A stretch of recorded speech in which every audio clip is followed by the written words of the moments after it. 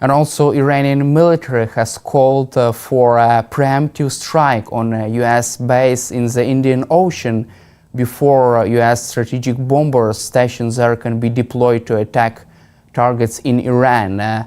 What could happen in such case? And do you feel that it could be as a negotiating tactics from Iran? It is relatively implausible that I just spoke to you about the credibility of military threats, and frankly, that's not a credible threat that Iran's capable of conducting. Or if they did, as you saw with the response when they attacked Israel with over 200 ballistic missiles, we have the capacity to defend against such an assault. And what is your assessment of the recent US military strikes on Houthis in Yemen? It's about time. The new administration is taking a much more appropriate steps in eliminating the Houthis' capacity and capability to continue to shut down the Red Sea. And I think you'll see a continued application of force in that regard. Let's cover also recent incident with the Signal chat. White House confirms that a journalist has been accidentally added to this chat where attacks plan were discussed by US National Security team. How harmful is this for US national security, and what is your reaction to such incident? Well, the fact of the matter is sensitive communications at every level of one's government need to be protected, and the established means that exist to conduct those discussions need to be adhered to. Also, US Defense Secretary Pete Hegseth has reoriented US military to prioritize deterring China's seizure of Taiwan and also shoring up homeland defense by assuming risk in Europe. However, what is your reaction to such change of focus of new US administration from Europe to China and Taiwan? Well, it's a strategic decision that clearly the current administration is implementing. I believe that the national security strategy of the United States requires the United States to remain engaged around the world. This has been a fundamental tenet of U.S. national security strategies for over the last 30 years. And it doesn't mean that the United States is withdrawing from Europe, but the United States does recognize the significance of the capabilities and capacity that China under President Xi is building up and is responding accordingly. Also, yes, President Donald Trump has directed to create an Iron Dome over the continental US to protect the United States against the air threats from adversaries around the globe. What is your assessment of this idea of creating a big Iron Dome over the United States? Well, it is a very challenging problem or challenging endeavor. It's important to recognize that Iron Dome over Israel's about half the size of the state of Rhode Island. For your audience, Rhode Island is the smallest state in the United States. So it's a very, very small area. And it's very different to conduct a point defense of a small area that's defined in, a couple of hundred square miles, as opposed to the entirety of the United States of America. So the Department of Defense is actively working to develop a concept of operations and an architecture that are going to be proposed, which will likely go to the White House and President Trump's consideration in the coming weeks. Now, the solution is going to need to include not just interceptors for ballistic missile defense, and there's some out there who believe that that's not even necessary, and that it's the more likely means of attack will be cruise missiles, and therefore a large component of this system may be improved air defenses using fighter aircraft and other means.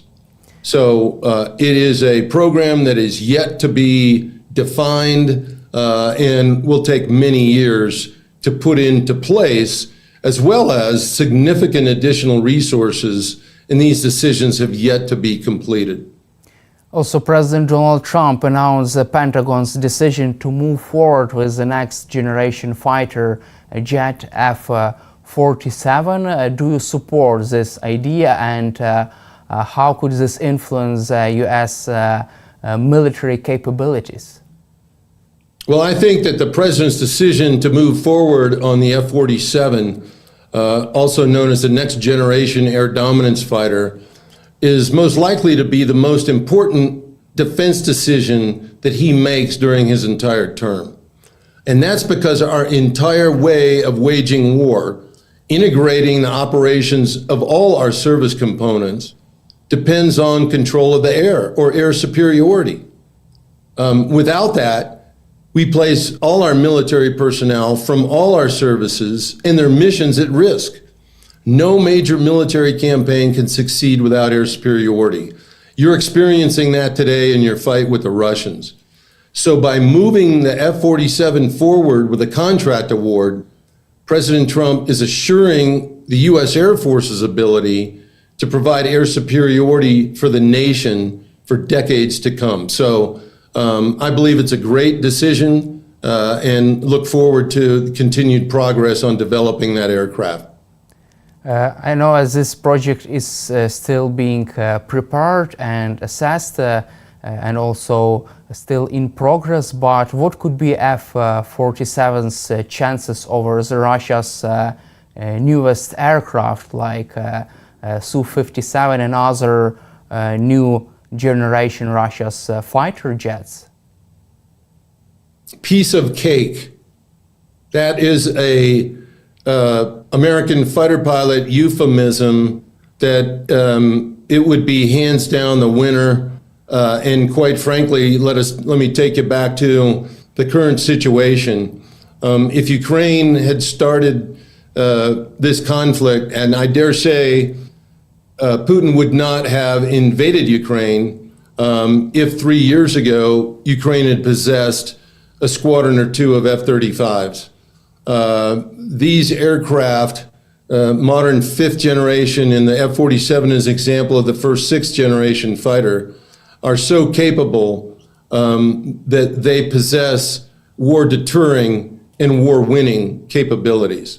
So it seems like to be bad news for Vladimir Putin, his worst nightmare right now. Yes, that's correct. Thank you, General Deptula, for your time and for your support for Ukraine, and glory to Ukraine. Slava Ukraina. Heroям slava, thank you very much. From your perspective, would it be enough to force Putin to agree with ceasefire deal? I mean, this secondary tariffs and sanctions, even tariffs against countries which are buying Russian oil? Well, I don't think on its own it would do that, but it would certainly put more pressure on. And it's clear that there is a lot of pressure sort of coming on to the Kremlin at the moment. Although one must sort of consider that Putin still thinks he's winning. Putin knows that if he loses or doesn't achieve his aims, and his aims were the complete subjugation of the 4 oblasts that Russia controls part of at the moment, and Crimea. He also wants to decouple Europe from the US. If he doesn't achieve those, he's failed. And failed Russian dictators don't last very long. And I think Putin is well aware of that. So I think Putin is assuming he might as well fight on, because if he doesn't achieve what he's set out to do, then that's the end of him. Yeah, not only as the president, but probably the end of his life, because that's what Russians do to their failed leaders. They get rid of them completely. And also, whoever Russia has agreed to a partial ceasefire in the air and at sea, don't you think that this is special Russia's negotiating tactics, just to give Donald Trump something to declare any kind of a victory, but not enough to actually end the war? Do you see this as Russia's negotiating tactic? Yeah, absolutely. I mean, the two ceasefires we've seen before, the 30-day ceasefire, yeah, the ink wasn't even dry on the agreement before Russia broke it. The partial ceasefire in the Black Sea really only benefited Russia, and they didn't agree to it. And at the moment, there is supposed to be an agreement that Russia and Ukraine will not attack energy infrastructure, but only overnight, last night, Russia attacked Ukraine infrastructure. So whatever comes out of Putin's mouth and his negotiators at the moment really means virtually nothing, because the Kremlin and Putin are just carrying on fighting and have made absolutely no concessions at all. So yeah, it's Putin talks positive stuff for the media, but does absolutely nothing in the way of stopping the fighting or moving towards a ceasefire. And hopefully now President Trump is clever enough to realize that, and realize that actually it is Putin who is playing Trump and not the other way around. And hopefully Trump and his advisors learn very quickly and get a bit smarter in their dealings with the Russian president.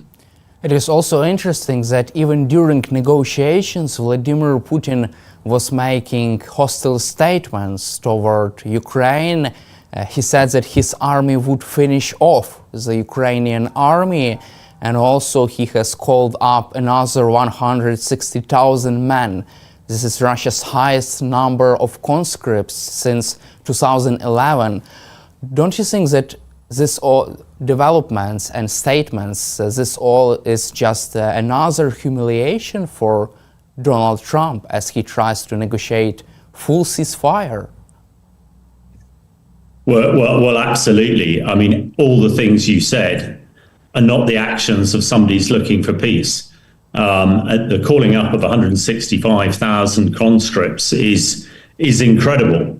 I personally think actually Putin has made a serious error here, because those conscripts are not going to be from the far east of Russia, the ethnic Russians that Putin has been used so far. They are going to be, the sons of the elites in Moscow and St. Petersburg, and it's going to be very difficult to, dismiss their deaths when it comes. The last time at the beginning of the war, when Putin had a big drive to recruit conscripts, thousands of young Russians fled Russia, and we will probably see the same. Also, as you mentioned, attacks continue. Putin's vowed to destroy the Ukraine military, and he's come up with some ridiculous ideas like the UN should take over control of Ukraine. So I think it is a humiliation to Trump. And I hope Trump, and one of the challenges Trump has is, people like Pete Hegseth and Witkoff and others who are put in important positions are completely inexperienced and untrained for those positions, which is why they're making such terrible errors. Now, there's not much we can do here in the UK or you can do in Ukraine to change, who runs the USA. But let's hope that they are learning quickly, and Trump realizes that actually Putin has no interest in doing some sort of deal with the White House, and the only thing that Putin recognizes is strength, and really that's what the best thing that Trump can do is to show his strong hand, his strong military hand, which is the only way that he can probably drag Putin to a negotiation table for peace and a ceasefire. You just mentioned that Trump should use his strong military hand to force Putin to negotiating table. How do you see the military options of Donald Trump regarding Vladimir Putin? Because it seems like right now there is only economic discussion in the White House about secondary tariffs, sanctions against the Russian economy, but after the another weeks of stalemate, the discussions could also cover possible military options. How do you see these military options for Donald Trump, or even options of the last resort of Trump, for Trump? Yeah.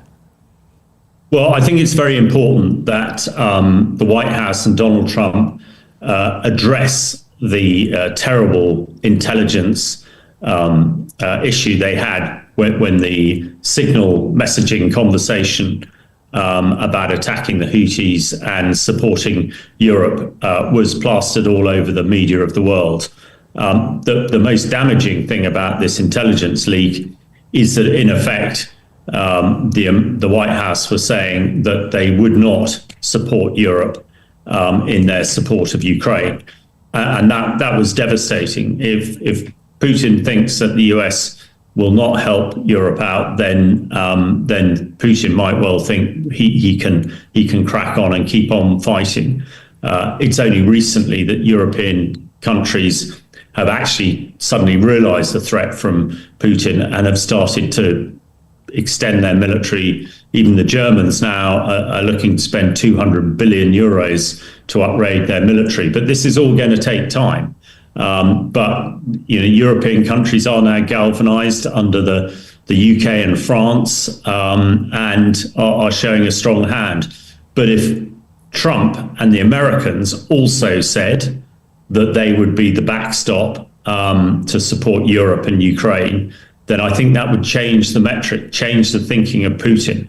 Putin assumes at the moment that America will not get involved in any fight to save Ukraine, because that's what the Americans have said. And I think for Putin, he thinks it's a risk worth taking to keep on fighting if the Americans aren't going to get involved. So they need, ideally, they need to say, yes, we will get involved to support Europe and Ukraine if needed. Also, Ukrainian President Volodymyr Zelensky said that Russia was preparing another offensive operation inside the Sumy region to push forward in the Sumy region, Kharkiv region and Zaporizhia region. What are the Russia's chances for a big breakthrough right now, as Ukraine still sustains forceful and also a big defensive position right now, as Ukraine fights back and also sustains this powerful defense? Well, there are a lot of rumors that Russia is planning to attack into the Sumy region, as you said, and by putting forces there. However, a lot of these forces, Russian forces, are very poorly trained.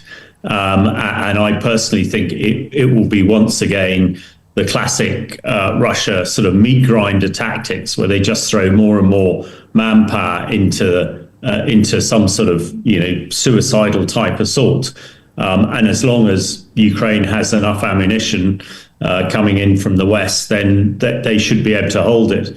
I would say as well, in that area, I've been speaking to some of the people in the brigades there. The Russians are again using a lot of chemical weapons. We've discussed it before, their use of chloropicrin. I understand they're using it on a daily basis across the frontier, which is their method, their modus operandi to attack. Now, thankfully, I understand that there are many thousands of British gas masks, respirators, now on the way to their front line. So hopefully that'll enable the Ukraine defenders to fight better with British gas masks. But it is a concern. And the key thing is to make sure that Ukraine has the ammunition to defend against it. This is another area where Putin is probably feeling that it's worth doing this because the US are not going to come to the aid of Ukraine, which is why in our previous conversation we mentioned it is very important that the US do at least say that they will come to support if need be, and before the European armies can get to the strength required to absolutely stop Ukraine falling to the Russians. But the summer is going to be a really telling time again, I think. But I'm confident that Ukraine has the military power and spirit to be able to resist this latest potential invasion. Also, NATO Allied Supreme Commander General Christopher Cavoli recently testified in the Congress. He said that Ukraine has already solved its all problems with the lack of manpower. Ukraine has solved this problem. However, Russia still faces such a type of problem with manpower, with other lack of other weapons. What does this mean for this stage of the war, that Ukraine has successfully solved this problem with manpower? Well, I mean, that's really good. And certainly when I was at the Tank Museum yesterday with General Zaluzhny opening the Ukraine exhibition, and there were lots of Ukraine soldiers and British soldiers there talking about the training that's going on. That was really impressive, and it appears that the training is going very well. Conversely, what Russia is not doing is training its conscripts, and an untrained conscript is pretty useless. So I think Russia seems to be unconcerned with casualties. Some figures are saying that Russia is approaching 1 million casualties, which is almost unimaginable. But a lot of it is because they're throwing untrained infantry soldiers, untrained tank soldiers into the front line who just don't know how to operate. And, unfortunately, they get it wrong and they get killed, and they get killed in their absolute thousands.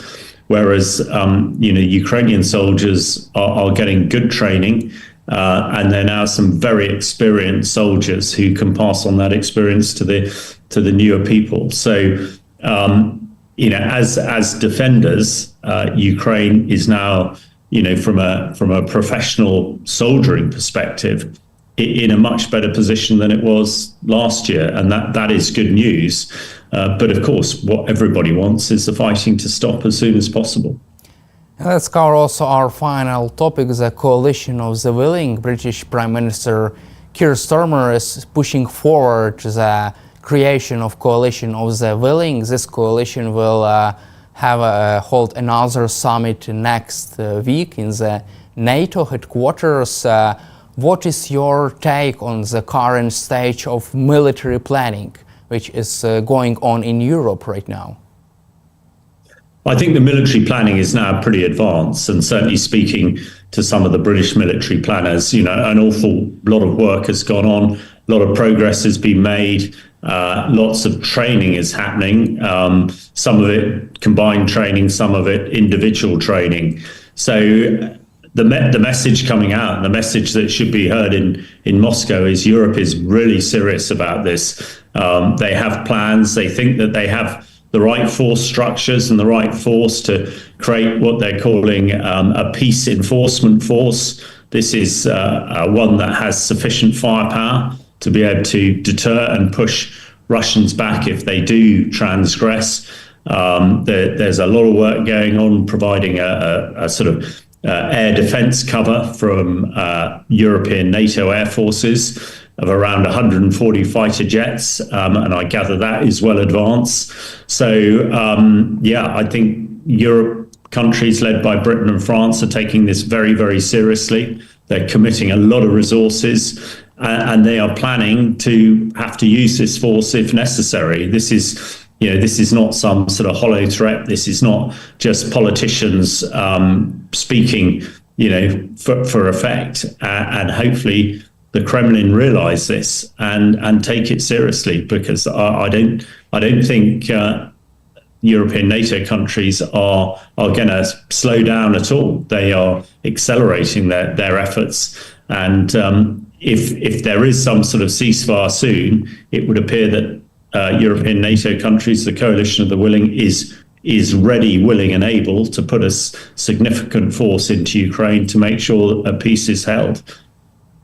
Thank you, Colonel Hamish, for your time and for your support for Ukraine, and glory to Ukraine. Thank you very much for having me. Glory to Ukraine.